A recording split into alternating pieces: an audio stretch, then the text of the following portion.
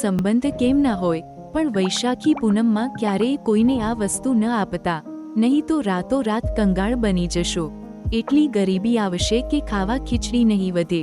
જી હા મિત્રો, વૈશાખી પૂનમમાં ભૂલથી પણ કોઈ બીજા વ્યક્તિને, ભલે તે ગમે તેટલો નજીકનો સંબંધ હોય, પણ આ વસ્તુ ક્યારેય કોઈને જ ન આપવી, નહીં તો ઘરમાં રોવાના વારા આવશે.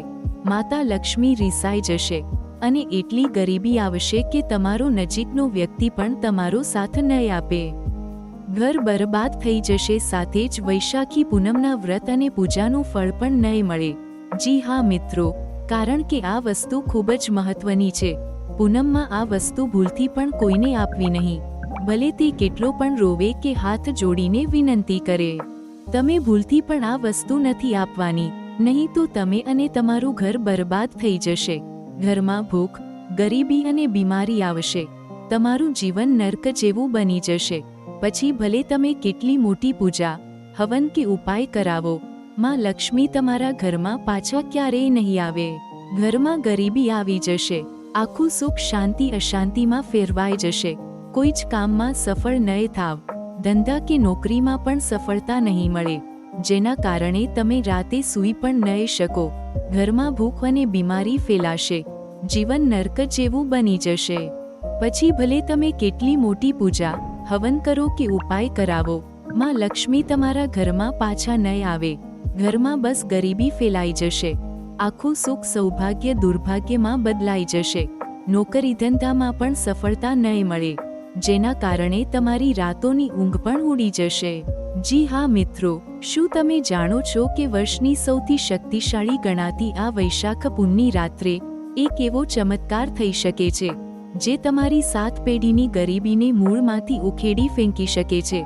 આ કોઈ સામાન્ય રાત નથી, પણ વર્ષો પછી સર્જાયેલો એક એવો મહાસંયોગ છે, જે રંગને પણ રાજા બનાવવાની તાકાત ધરાવે છે. જો તમારા ઘરમાં આર્થિક તંગી રહેતી હોય, પિતૃઓ નારાજ હોય, નસીબ સાથ ન આપતું હોય, આ વિડિયો તમારા માટે વરદાન સાબિત થવાનો છે. કારણ કે આજે હું તમને એક એવી ગુપ્ત વસ્તુ વિશે જણાવવાની છું. વસ્તુ તમારે કોઈને પણ આપવાની નથી, કારણ કે એ જ વસ્તુ આપણા ઘર માટે સૌથી શુભ છે. એટલા માટે વૈશાખી પૂનમના દિવસે તમારે કોઈને જે વસ્તુ આપવાની નથી. અને જો તમે આવું કરો છો તો તમારા પર આશીર્વાદનો વરસાદ કરી દેશે અને લક્ષ્મી માતા સાક્ષાત તમારા ઘરે પધારશે. યાદ રાખજો મિત્રો, આ વખતે તે આવનારી વૈશાખ પૂનમ 1 મે અને શુક્રવારના દિવસે છે. શુક્રવાર એટલે માતા લક્ષ્મીનો દિવસ અને વૈશાખ પૂનમ એટલે ભગવાન વિષ્ણુ અને પિતૃઓની કૃપા મેળવવાનો સર્વોત્તમ દિવસ. વર્ષો પછી આવો શુભ સંયોગ બની રહ્યો છે કે જેમાં આ એક નાનકડી વસ્તુ તમારું નસીબ રાતોરાત ચમકાવી દેશે. તમારી ગરીબી હંમેશને માટે વિદાય લેશે અને ઘરમાં સુખ સમૃદ્ધિનો વાસ થશે. એટલે જ કહું છું મિત્રો, આ વિડીયોને છેલ્લે સુધી જરૂર જોજો, કારણ કે અધૂરી માહિતી અને અઘૂરું જ્ઞાન ક્યારેય કોઈને કામ લાગતું નથી. તે હંમેશા નુકસાનકારક હોય છે અને આ એક નાનકડી ભૂલ તમને આ મોટા લાભથી વંચિત રાખી શકે છે. તો મિત્રો, વિડીયોમાં આગળ વધીએ અને એ મહાન ઉપાય વિશે જાણીએ. પણ એ પહેલાં જો તમે ખરેખર ઈચ્છતા હો કે માતા લક્ષ્મીની અખંડ કૃપા તમારા, મારા અને તમારા પરિવાર પર સદા બની રહે અને તમારું ઘર ધનધાન્યથી ભરેલું રહે, તો અત્યારે જ આ વિડીયોને એક લાઈક કરી દો અને પૂરી શ્રદ્ધા સાથે કોમેન્ટ બોક્સમાં જય માં લક્ષ્મી જરૂર લખી દેજો. તમારી એક કોમેન્ટ માતા લક્ષ્મીના આશીર્વાદ ખેંચી લાવી શકે છે. તો મિત્રો, આવનારી વૈશાખ પૂનમના દિવસે જો તમે પૂજા પાઠ ન કરો, તેમજ વ્રત ઉપવાસ ન કરો, પણ જો તમે આ એક શુભ વસ્તુ તમે કોઈને નથી આપતા, તો તરત જ તમારું ભાગ્ય બદલાઈ જશે. જી હા મિત્રો, આ વૈશાખ પૂનમના મહત્વ વિશે વાત કરીએ તો વિષ્ણુ પુરાણ અને વાસ્તુશાસ્ત્ર અનુસાર આ એક શુભ દિવસ છે. એવું માનવામાં આવે છે કે આ જ દિવસે ભગવાન કૃષ્ણના મિત્ર સુદામા તેમની પાસે ગયા હતા અને કૃષ્ણએ તેમને જે આશીર્વાદ આપ્યા તેનાથી સુદામાની દરિદ્રતા દૂર થઈ હતી. એટલે આ દિવસને આર્થિક મુશ્કેલીઓ દૂર કરવા માટે પણ ઉત્તમ માનવામાં આવે છે. સાથે જ આ દિવસે વ્રત રાખીને પિતૃઓ માટે પૂજા અર્ચના કરવાથી, ભગવાન ભોળાનાથ તેમજ માતા પાર્વતીને પ્રસન્ન કરવાથી વ્યક્તિને તેના જીવનમાં ચાલી રહેલી બધી જ મુશ્કેલીઓમાંથી જલ્દીથી મુક્તિ મળી શકે છે અને આવા લોકો તેના જીવનમાં બધા જ ભૌતિક સુખોને પ્રાપ્ત કરી શકે છે. તેની સાથે જ એવી પણ માન્યતા છે કે વૈશાખ પૂનમના વ્રતને જે કોઈ પણ લોકો કરે છે તો તેને તેના જીવનમાં કરેલા બધા જ પાપોથી મુક્તિ મળી શકે છે અને તેના ઘરમાંથી ગરીબી દૂર થઈ જાય. તેમ જ તેના જીવનમાં જે કોઈ પણ રૂકાવટ આવે છે એ પણ દૂર થઈ જાય છે અને ઘરમાં શુભ સમૃદ્ધિનો વાસ થાય છે. આથી જ માનવામાં આવે છે કે વૈશાખી પૂર્ણિમાના દિવસે જો કોઈ સાચા મનથી ભગવાનની ભક્તિ કરે અને દાન કરે તો તેના જીવનમાંથી પણ આર્થિક તંગી અને મુશ્કેલીઓ દૂર થાય છે. સાથે જ મિત્રો, આપણે આજના આ વિડીયોમાં જાણશું કે તમારે વૈશાખ પૂનમના દિવસે ભગવાનને કઈ વસ્તુ અર્પણ કરવાની છે કે જે સૌથી વધુ શુભ માનવામાં આવે છે. અને સાથે જ મિત્રો, આપણે આ મહાન ઉપાય વિશે જાણશું કે તમારે આવનારી વૈશાખ પૂનમના દિવસે એવી કઈ શુભ વસ્તુ કોઈને દેવાની નથી કે જેનાથી તમને ઉત્તમ ફળની પ્રાપ્તિ થઈ શકે છે. તેમજ તમારું જો કોઈ વર્ષો જૂનું એવું કોઈ કાર્ય હોય કે જે પૂર્ણ થતું ન હોય તો એ પણ પૂર્ણ થઈ જશે. આ ઉપાય કે જેનો શાસ્ત્રોમાં પણ ઉલ્લેખ થયો છે. એવી માન્યતા છે કે જે કોઈ પણ વ્યક્તિ વૈશાખ પૂનમના દિવસે આ એક શુભ અને પવિત્ર વસ્તુ ઘરમાં મૂકી રાખે છે તો તે વ્યક્તિની સમસ્ત મનોકામના પૂર્ણ થઈ શકે છે અને વૈશાખ પૂનમનું ફળ તેને એવું પ્રાપ્ત થાય છે કે તેનો બેડો પાર થઈ જાય છે. વૈશાખ પૂનમની તિથિ 1 મેના દિવસે શુક્રવારે આખો દિવસ રહેશે. તો મિત્રો, 1 મેના દિવસે જે પણ વૈશાખ પૂનમ આવે છે એ વર્ષની સૌથી મોટી પૂનમ માનવામાં આવે છે અને તેને બધી જ મનોકામનાની પૂર્ણ કરનારી પૂનમ માનવામાં આવે છે. કારણ કે મિત્રો, પૂનમના દિવસે વ્રત તેમજ પૂજા અર્ચના કરવાની સાથે જ જો તમે આ એક શુભ અને મંગલકારી વસ્તુ ઘરમાં જ રાખી મૂકી દો છો તો તમારા જીવનમાં જેટલી પણ મુશ્કેલી ચાલતી હોય એમાંથી તમે છુટકારો મેળવી શકો છો. અને જે લોકો પણ આ દિવસે વ્રત રાખીને ભગવાનની પૂજા કરે છે તો એને પણ આ ખાસ ચમત્કારિક એક વસ્તુનો ભોગ ભગવાનને જરૂર અર્પણ કરવો જોઈએ. અને આના પછીના દિવસે તમે આ ભોગને પ્રસાદના રૂપમાં ગ્રહણ કરો છો તો તમને માતા લક્ષ્મીની વિશેષ કૃપા પ્રાપ્ત થઈ શકે છે. તો મિત્રો, આ એક વસ્તુ એવી છે કે જે બહુ જ શુભ માનવામાં આવે છે. જો તમે આ એક વસ્તુ વૈશાખ પૂનમના દિવસે ઘરમાં જ રાખશો તો મિત્રો, તમારી બધી જ મનોકામના છે એ જલ્દીથી પૂરી થઈ જશે અને તમને તમારા પિતૃઓના એવા આશીર્વાદ પ્રાપ્ત થશે અને તમારા ઘરની બધી જ ગરીબી દૂર થઈ જશે. તો મિત્રો, આવો હવે આપણે એ ઉપાય વિશે જાણીએ કે તમારે આવનારી વૈશાખ પૂનમના દિવસે એવી કઈ શુભ અને મંગલકારી વસ્તુ કોઈને દેવાની નથી કે જેનાથી તમને સાક્ષાત પિતૃઓના આશીર્વાદ પ્રાપ્ત થઈ શકે. એ વસ્તુ વિશે જાણીએ એના પહેલા તમે હજી સુધી આ વિડીયોને એક લાઇક ન કર્યો હોય તો એક લાઇક જરૂર કરી દેજો અને સાથે જ આ ચેનલને સબસ્ક્રાઇબ પણ કરી દેજો અને કમેન્ટ બોક્સમાં જય માતા લક્ષ્મી જરૂર લખી દેજો કે જેથી કરીને લક્ષ્મી માતાની કૃપા તમને પ્રાપ્ત થઈ શકે. તો મિત્રો, વૈશાખ પૂનમના દિવસે જ્યારે પણ તમે આ ઉપાય કરવાની શરૂઆત કરો તો એના પહેલા તમારે 1 મેના દિવસે સૌપ્રથમ બ્રહ્મ મુહૂર્તમાં ઉઠીને સ્નાન વગેરે જેવા કાર્યો કરીને સ્વચ્છ વસ્ત્રો પહેરી લેવા જોઈએ અને પછી પોતાના દેવી દેવતાઓની પૂજા અર્ચના કરીને તેમને એક શુદ્ધ ઘીનો દીવો પ્રગટાવીને તમારે વ્રત કરવાનો સંકલ્પ લેવો જોઈએ. અથવા તો જો તમે વ્રત ન કરો તો પણ તમારે બસ એટલું ધ્યાન રાખવાનું છે કે તમારા ઘરની શુભ વસ્તુ કે જેમાં લક્ષ્મીમાનો વાસ છે એ કોઈને પણ આપવાની નથી. અને આવું કરવાથી આપણા ઘરમાં સાક્ષાત માતા લક્ષ્મી વાસ કરવા માટે આવે છે અને ઘરની બધી જ ગરીબીને દૂર કરી દે છે અને આપણા પિતૃઓની કૃપા પણ આપણી સાથે હંમેશાને માટે રહે છે. જ્યારે પણ તમે ઉપાય કરવાની શરૂઆત કરો ત્યારે તમારે મનમાં પૂરેપૂરી શ્રદ્ધા રાખીને આ ઉપાય કરવાનો છે. જો તમે આ ઉપાય વૈશાખ પૂનમના દિવસે પૂરેપૂરી શ્રદ્ધા અને નિષ્ઠાની સાથે કરી લેશો તો તમને સાક્ષાત ભગવાન ભોળાનાથની કૃપા પ્રાપ્ત થશે. રાતોરાત જ તમારું નસીબ ચમકી જશે. સાથે જ માતા લક્ષ્મીની કૃપાથી તમને એવી પ્રાપ્ત થશે કે તમારા ઘરમાં ક્યારે પણ અન્ન ધનની કમી નહીં થઈ શકે. અને જો વૈશાખ પૂનમના દિવસે તમે બસ આ કરી લો છો તો તમારા પિતૃઓના આશીર્વાદ હંમેશા તમારી સાથે રહેશે અને તે તમારાથી એટલા પ્રસન્ન થશે કે તમારા બધા જ કાર્યો પૂર્ણ થવા લાગશે. સાથે જ તમારી જે કાંઈ પણ મનોકામના હોય એ બધી જ મનોકામના પૂર્ણ થઈ જાય. જી હા મિત્રો, જન્મોજન્મની ગરીબી પણ દૂર થઈ જશે. વૈશાખી પૂર્ણિમાના દિવસે સત્યનારાયણ ભગવાનની કથા કરવાનું વિશેષ મહત્વ છે. એવું માનવામાં આવે છે કે આ દિવસે કથા સાંભળવાથી ઘરમાં સુખ શાંતિ આવે છે અને અટકેલા કામ પૂરા થાય છે. જો તમારા જીવનમાં લાંબા સમયથી કોઈ મુશ્કેલી હોય તો આ પૂર્ણિમાએ સત્યનારાયણની પૂજા જરૂર કરજો. તો મિત્રો, તમારે આવનારી 1 મે વૈશાખ પૂનમના દિવસે આ વસ્તુને જરૂર ઘરમાં રાખવી જોઈએ. ભલે તમે વ્રત જપ તેમજ પૂજા પાઠ ન કરો, પણ તમારે આ જરૂર કરી લેવું જોઈએ, જેનાથી તમને આ વૈશાખ પૂનમનું સંપૂર્ણ ફળ પ્રાપ્ત થઈ શકે. આપણે વૈશાખ મહિનાની વૈશાખ પૂનમના મહત્વ વિશે વાત કરીએ તો વૈશાખ પૂનમના દિવસનું મહત્વ બહુ જ ખાસ માનવામાં આવે છે.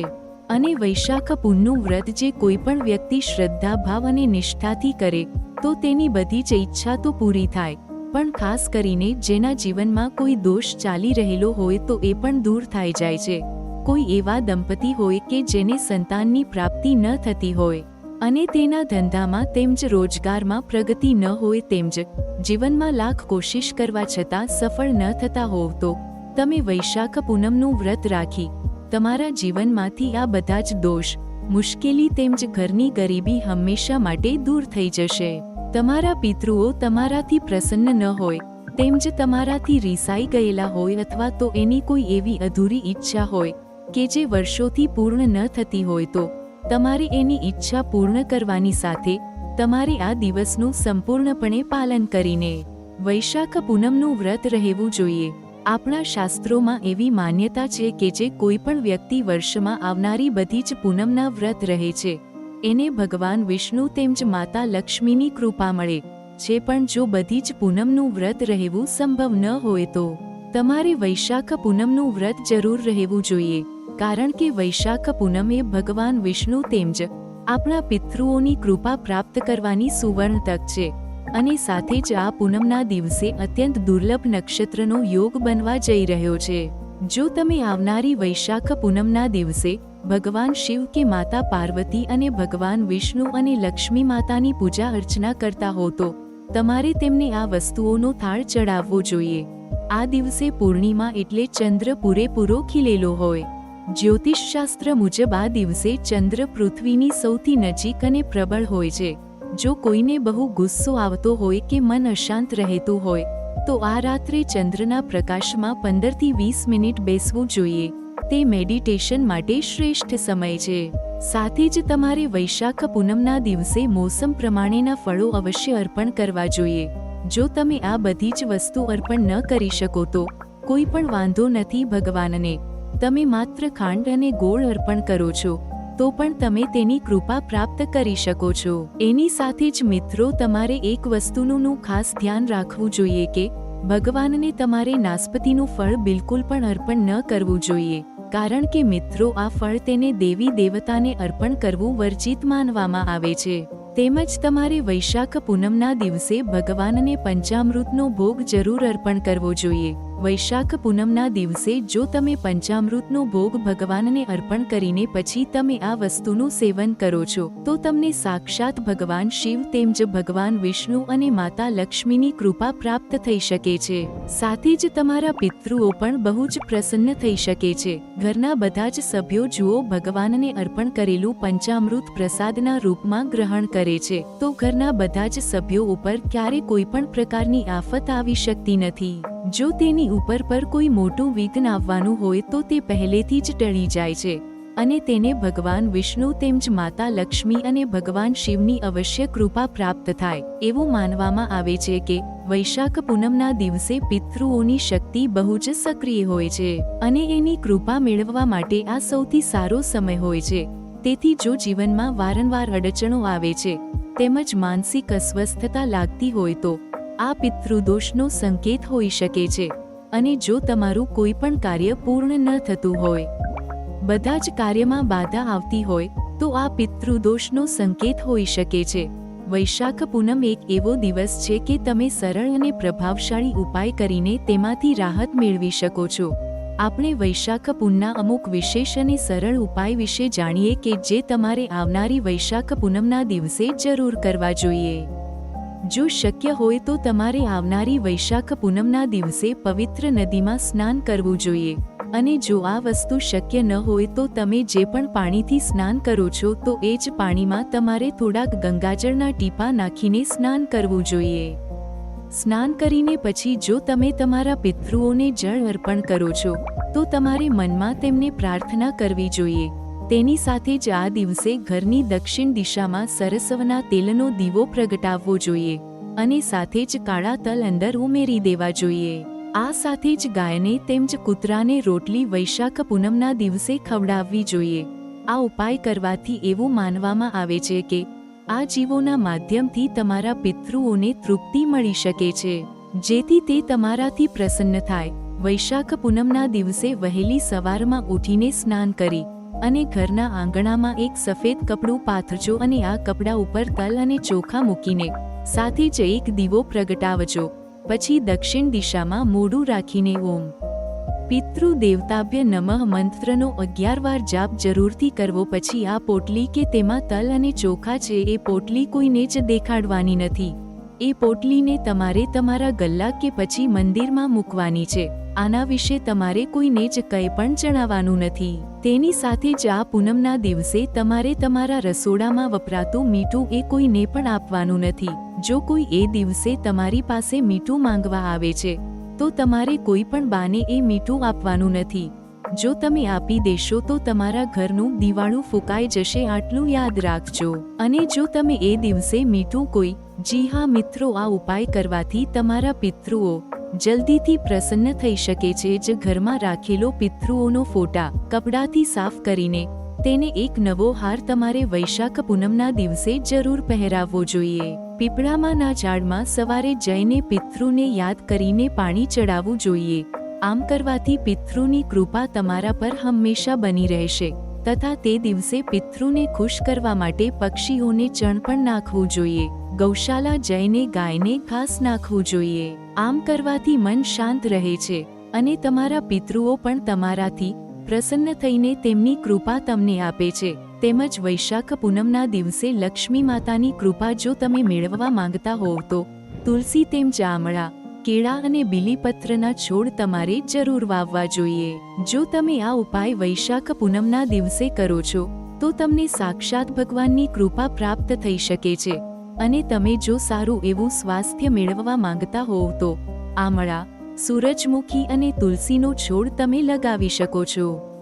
તમને તમારા નસીબ એટલે કે તમને તમારા ભાગ્યનો સાથ ન મળી રહ્યો હોય તો ઘરની આજુબાજુમાં નારિયેળ અને વડલાના વૃક્ષો તમારે જરૂર વાવવા જોઈએ. જો તમે સંતાન સુખ મેળવવા ઈચ્છતા હોવ તો તમારે પીપળો અને લીમડો જેવા વૃક્ષો અવશ્ય વાવવા જોઈએ. સાથે જ જો તમે બુદ્ધિનો વિકાસ ઈચ્છતા હોવ તો વૈશાખ પૂનમના દિવસે તમારે તુલસીનો છોડ જરૂર લગાવવો જોઈએ.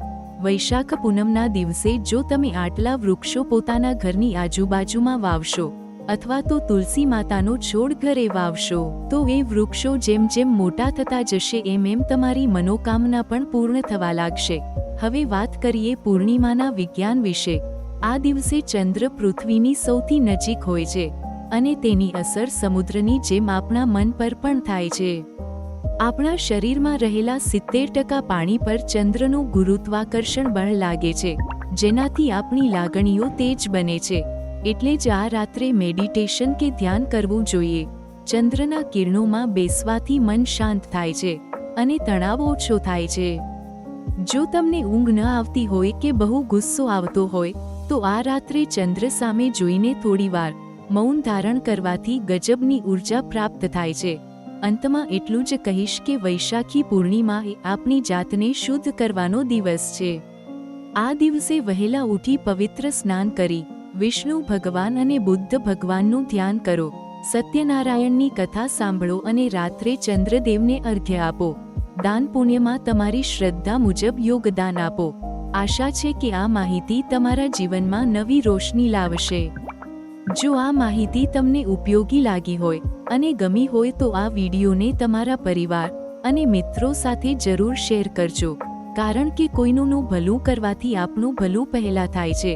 વિડીયોને લાઇક કરવાનું ભૂલતા નહીં અને જો તમે હજુ સુધી અમારી ચેનલ સબસ્ક્રાઇબ નથી કરી તો અત્યારે જ સબસ્ક્રાઇબ કરી લો અને પહેલું બેલ આઇકન દબાવી દો, જેથી ભક્તિ અને શાસ્ત્રોના આવા જ વિડીયો તમને સૌથી પહેલા મળતા રહે.